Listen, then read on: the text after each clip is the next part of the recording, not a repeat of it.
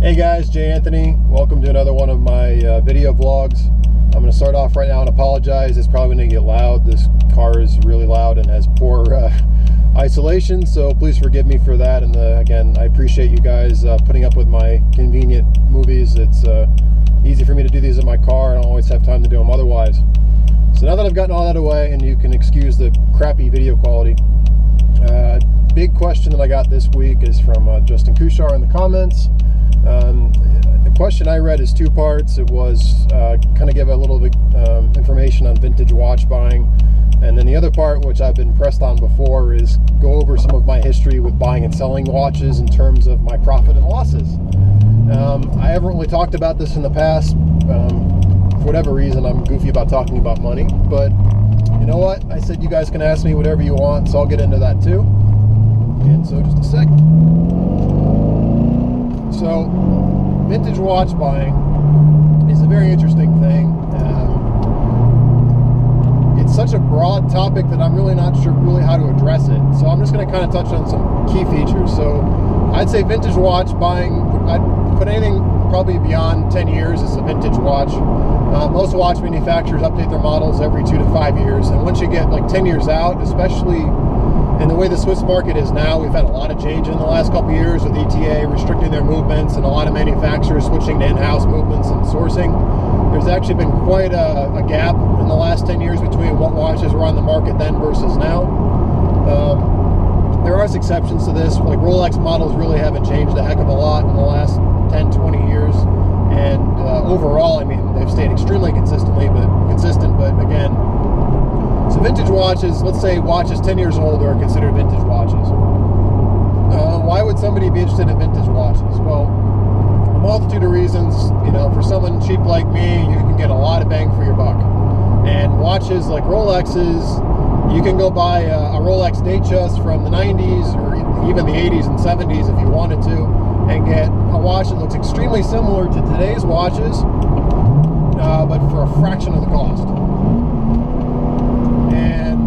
You know, there's all sorts of other watches out there. You know, Breitling chronomats on the used market are pretty cheap. Omega Seamasters, you get a little bit of a discount. Breitling Navitimers, you get a pretty decent discount. So long story short, one of the big benefits that a lot of people appreciate is that you can get a lot of watch for your money, and watches out there that are pretty iconic lines. You know, the Seamasters, the Speedmasters, the Colts, the chronomats, the Datejust, the common Swiss brands that have kind of these traditional long-lasting designs. You can get watches for a fraction of the cost. And then some of it is, you know, like for the collectors in the world, and I put myself in that bucket, where you just like really cool vintage pieces. I mean, so like I've showed you guys on my channel some of my vintage Seiko, you know, speed timers. And those are just cool watches you just don't see anymore, and it's just kind of have something unique and kind of one-off. That stuff is really neat too. So if you're buying if you're buying vintage watches, you either are looking for the value or you're looking for something kind of unique, or maybe you're looking for something both. And regardless, I'd say there's a couple things you really need to be aware of. The first thing is, if you're buying a vintage watch, well, you can buy those things, sometimes higher-end pieces, from jewelers. A lot of times you're going to be buying them secondhand from maybe a private seller or on eBay or somewhere else. And in that case, the provenance of the watch may not be as well known. And so you got to be very, very careful. Especially with watches like Rolex and other Swiss watches. I've talked about it in my videos, the prevalence of Chinese pieces ending up in Swiss watches. So there's a lot of knockoff Chinese parts, and they find their way into Swiss watches for service. There are also a lot of replicas on the market that people masquerade, they'll rough them up and pretend that are authentic watches. And a big trend too we've seen the last 10 years or so, and this is actually really prevalent on like a lot of the vintage Tudor line I've noticed, is people are creating what are called Frankenstein watches. And what they'll do is they'll take some like Chinese parts, they might get a movement from China, and they might get something like they'll have somebody like repaint a dial, and they'll make a dial up, but then they'll buy an authentic like watch case back, a stamped proper case back, and an authentic movement, and they'll put together a watch that didn't exist before. And this comes in two forms. Sometimes they'll make up a model that just never existed, and it's just ridiculous, but it looks cool, and so people don't know anything, and they'll think it's a real authentic vintage watch. Or like what they've been doing with like watches that are really, really rare but worth a lot of money, is they'll just make a replica of it. So like there's a lot of these vintage Tudor Submariners out there, which like the snowflake dial Tudor Submariners, if you're looking for one of those, be really careful, because what a lot of these crooked people have done is they've taken like a vintage Tudor dial, so the back of the dial is stamped appropriately. They'll have some professional repaint it to make it look like a Tudor Submariner dial, and it could have been like a Tudor dial off of just like a normal Tudor watch, like a day watch, not a Submariner. They'll have somebody professionally repaint it. They'll get a replica case made in China, and let's be realistic, it's not hard to find a replica Submariner style case from China. And then they'll buy like either a replica ETA movement that's been stamped with Tudor on it, or they'll find a vintage Tudor watch with a vintage Tudor movement in it, and they'll just make up a watch and put a watch together, and then they'll sell it to somebody on eBay or in some other like a watch trade show as an authentic 1960s sub. So they'll sell this watch at good money, and again, these subs I think are worth like $2 or $3 grand. I own one, I should know, but they're selling a watch that's a Frankenstein of various parts that maybe cost them $100 to put together. And the watches parts that they're sourcing aren't going to be great quality either. They're probably watch parts from watches that hadn't been run for years or been poorly taken care of. And they're selling them as if they were authentic things. So I bring up all these points for one reason, and that is if you're going to entertain the idea of buying a vintage watch, and I think you should. I think, again, there's a lot of bang per buck. You get great value, you get some cool pieces. Make sure that whatever watch you're considering purchasing, that you know that watch inside and out. And you know, and the way you do that is you got to look up whatever the model number is you're looking for and find out what that watch should look like from the factory. Familiarize yourself with what features and know that watch intricately, especially on vintage Rolexes too.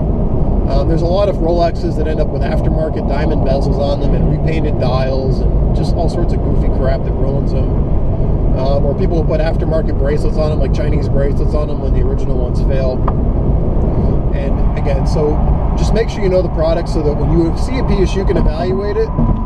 You can confirm that it's all authentic, because if you're paying top dollar for a piece, you should be expecting a top dollar quality piece. And so make sure you're getting an authentic piece. Make sure all the parts make sense. Make sure that the model number matches the case. You know, if you know, like with a Rolex, if it ends in a 3, it's telling you there should be gold on it. If you're looking at a solid stainless steel watch, something's wrong.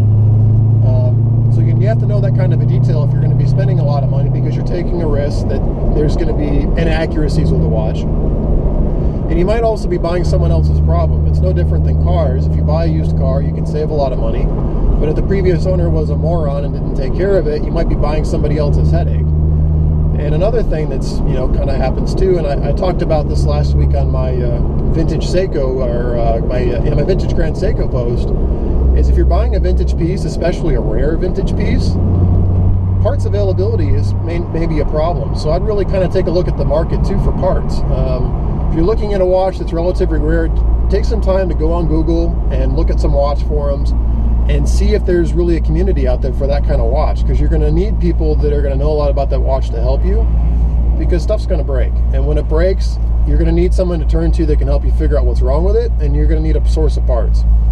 So there's my long-winded kind of response to vintage watches. I apologize, Justin, I'm not really sure if that's what you're looking for, but with any vintage piece, know what you're buying so you can evaluate it to make sure it's all authentic. Understand that you might be buying somebody else's problems, and be prepared for things to go wrong. Know that there's a support group around it, and that there's actually availability for parts. And if you follow those rules, you should be in pretty good shape. Now for the question I really don't want to answer, but the question was, again, you know, I've bought a lot of watches, and I've talked about in my post about watches as an investment and about resale value. So of course, there's been watches that I bought that I made a killing on and sold for ridiculous profits, and then there's watches that I bought that were dogs and I lost a lot of money on them, and obviously people find that interesting. And you know, I don't like talking about these things, but I recognize that people can learn from my mistakes and also from what I did well. So the watches that I made a killing on, ones that I made a lot of money on, I made some really good money on some Rolexes, and particularly it's not easy to do it right now anymore, but I bought a couple Rolexes, 2008, 2009, 2010, which, as you all probably are well familiar with, that was still very much in the middle of this big recession that people talk about and have experienced. And so at that time, luxury watches, the market kind of took a major dive, and everything was on sale. And you could buy watches for really, really good prices. And I'll just kind of give you an example. I had a watch that I never should have sold, and the only reason I sold it is I made a really good amount of money on it. Was I had that Rolex Datejust. There's a video of it on my channel if you want to look at it. I loved it. It was a 1990s model. It was two-tone, had white with the Roman gold numerals on it. Great watch. I picked that watch up bottom of the market for $2,300. Loved it. I had it, I don't know, maybe a year and a half, and the market took a huge upswing. People started buying Swiss watches again. I sold it to a dealer for $3,900, so I made a $1,600 profit on that watch. And then if I would have kept it longer, I saw retail those things went up to like $4,800. I mean, it was an S series. I think they've come down a little bit since, but I made a killing on that watch. Trying to think. I mean, there's been some other watches that I did really, really good on. I bought an Omega Seamaster Chrono. Really cool watch. I really liked it. Bought it for $900. Again, that was a steal for that watch. And then I ended up selling it to a jeweler, I think, for like $1,100, and then they retailed it for $1,900. So I made, you know, $200 on that. The watches that I really made a killing on, and I really don't want to say this because this is kind of a little thing that I did for a while, but what I did is for a while, and it's still going on today too, retro kind of became the new cool thing, and a lot of these watch companies reintroduced retro style watches. So they basically recreate designs that they used to sell in the 60s. And one company that I made a ton of money off of was Girard-Perregaux. So any of you guys that have any interest in vintage watches and know about Girard-Perregaux had a line of watches in the 60s called the Gyromatics. And the watches are not worth a heck of a lot on the used market. I mean, I think they were worth at the time. I was even picking them up for like $150. I bought probably 10 of these things for like $150. And I just bought them because I liked them and I thought they were kind of cool.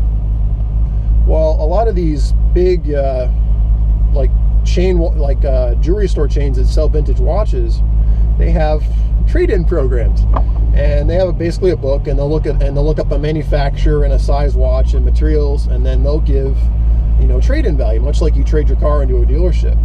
Well, I've talked about this in some of my other videos. A lot of the people that work in these stores really don't know watches all that well. I mean, they're salespeople, but they don't really know their stuff, and they're not passionate about watches like we are, so they don't really know the vintage watch market so well. And so what happened, and this was just something I kind of stumbled upon, is I don't remember, I walked into a jewelry store, I won't name which one, and they spotted my Girard-Perregaux, one of my Girard-Perregaux, and they you know, said, and I think at the time I've been looking at my Rolex sub, and I really wanted a Rolex sub, and suffice to say, they offered me similar trade-in to what so let me back up a little bit. So Girard-Perregaux at that time had just reintroduced a line from the 60s. It looked very much like the Gyromatics, and they were selling, I think, retail between $12,000 and $20,000 for those watches. And this store happened to sell Girard-Perregaux, and so when they saw me show up in my vintage one, the salespeople, being stupid, didn't realize that it was a vintage piece and were totally oblivious to what the vintage market was. And you know, I've traded in a couple of different watches on that day, but they mentioned the Girard too, and honestly I really wasn't paying all that much attention, but they basically made me an offer for all my watches to trade in on a sub. And after I traded on the sub, I went home and realized that they offered me like $1,100 or $1,200 trade-in for this Girard-Perregaux that I paid $150 for. And suffice to say, I ended up selling a bunch more of my Girard-Perregaux to some other jewelers for other things, and you know, they offered me good money for pieces I didn't pay a lot of money for. So, you know, knowledge is power. After a while, they caught on, and you know, I never did this intentionally to do that, but again, I made some good money, and I had a couple of Jaeger-LeCoultres too that I picked up pretty cheap that I got offered incredible trade-in values on. So, at the end of the day, the watches I bought for them were marked up for retail anyway. So, I mean, I came out with a good deal, but I mean, they were still making money on the retail piece. So, I mean, I basically was narrowing their margin more so than, you know, walking away with anything, but I did some pretty good on that. So, you know, Rolexes are always easy to sell, And when the market went down, again, I made a good amount of money on a lot of my Rolexes. And then some I broke even on, like my Rolex Daytona, I bought for a little over 8,000 and I sold it for a little over 8,000 to a dealer. And he marked it up and sold it for, I think, for 10,000. And then watches I lost money on. There's been a few. My Rolex President, I lost money on that. I won't say how much.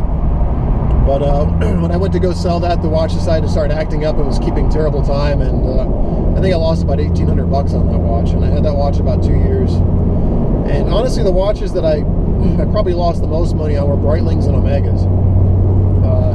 Not a lot of dealers really want to buy Breitling and Omegas when they're used. Rolexes are always an easy sell, but Breitling and Omegas have terrible trade-in value. So if you go out and buy like an Omega Seamaster new, and I'll just give you an example.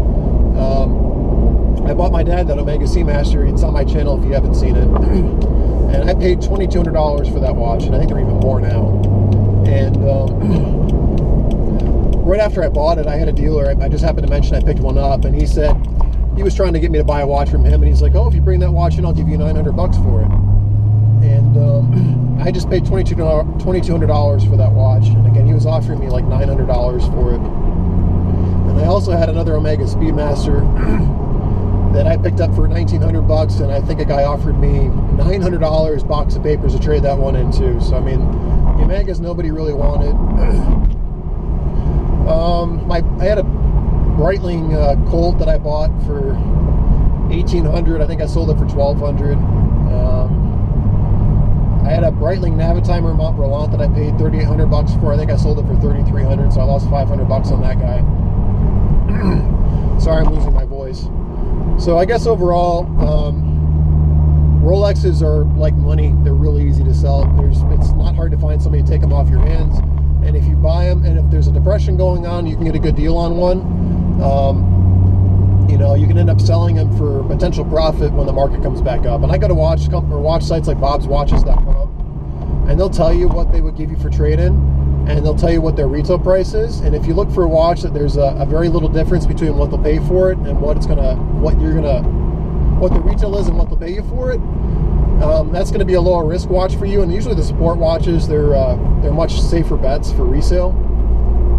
So again, hopefully that's helpful. I'm not really sure, again, on the vintage thing, if that's what you're getting at, Justin. But again, vintage watches, know the watch, know the market, know the history, know that there's going to be aftermarket support for it.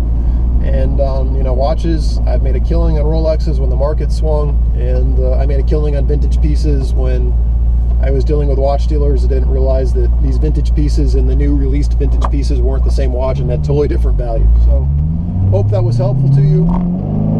And as always, sorry it's loud in here. If you like what you saw here, give me a thumbs up. If you hated it, give me a thumbs down, but you better tell me why. And comments and questions for future posts are always appreciated, and subscriptions are like too. So thank you for your support, and have a good day, guys.